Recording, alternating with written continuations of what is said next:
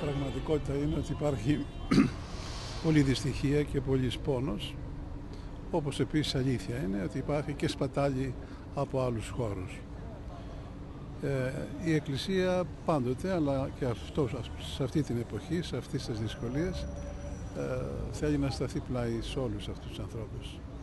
Είτε με το φαγητό, είτε με οποιαδήποτε άλλη φροντίδα, κυρίως με όλη τη διάθεση να βοηθήσει στον πόνο και στη δυσκολία. Θα συνεχίσουμε αυτή την προσπάθεια και ο Θεός βοηθάς. Σε αυτή τη στιγμή μπορώ να σας πω μόνο για το θέμα των συσιτίων.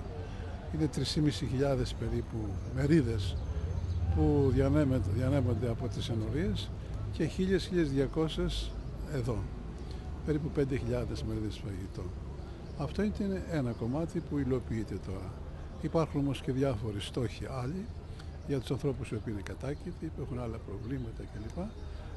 Οι προσπάθειες έχουν αρχίσει, αλλά όπως ξέρετε οι δυσκολίες είναι πολλές στο ξεκίνημα. Θα προσπαθήσουμε και θέλουμε και τη βοήθειά σας και τη συμπαράστασή σας.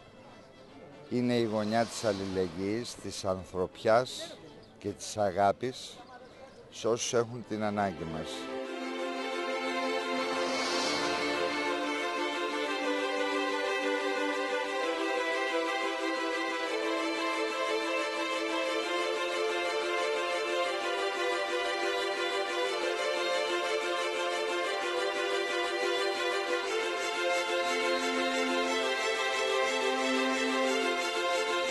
Η Εκκλησία της Ελλάδος παρεμβαίνει στο κοινωνικό πρόβλημα δίνοντας σαφέστατη λύση σε ένα μεγάλο ζήτημα.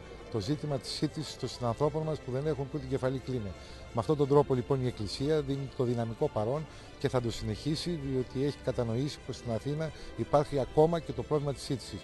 Ο Μακαριώτος από την πρώτη στιγμή επιχείρησε να προσεγγίσει τους ανθρώπους που υποφέρουν. Επισκέφθηκε τις περιοχές, είδε το πρόβλημα και προσπάθησε να δώσει λύση με την Αρχιεπισκοπή και την αλληλεγγύη της Εκκλησίας της Ελλάδος.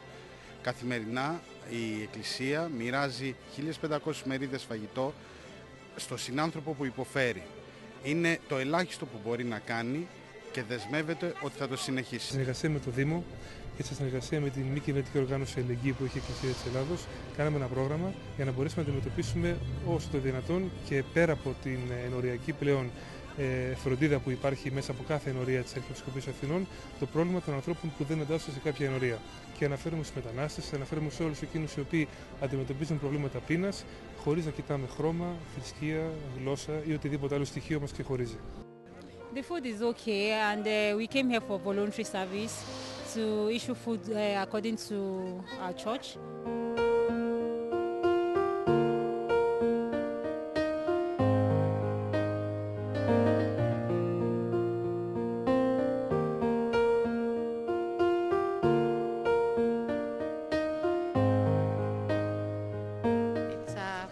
Program. You are invited to come and volunteer to serve these people food. It's very encouraging. They are happy and they come in large numbers and it is really good because they are very needy. They are very happy about the program. Δεν μπορούμε να πηγαίνουμε το μεσημέρι στο σπίτι μας και να καθόμαστε στο τραπέζι μας και να τρώμε και στη συνέχεια να πηγαίνουμε στο κρεβάτι μας και να κοιμόμαστε ήσυχοι τη στιγμή που ξέρουμε ότι στο κέντρο της Αθήνας υπάρχουν άνθρωποι που πεινούν και δεν έχουν πού να κοιμηθούν.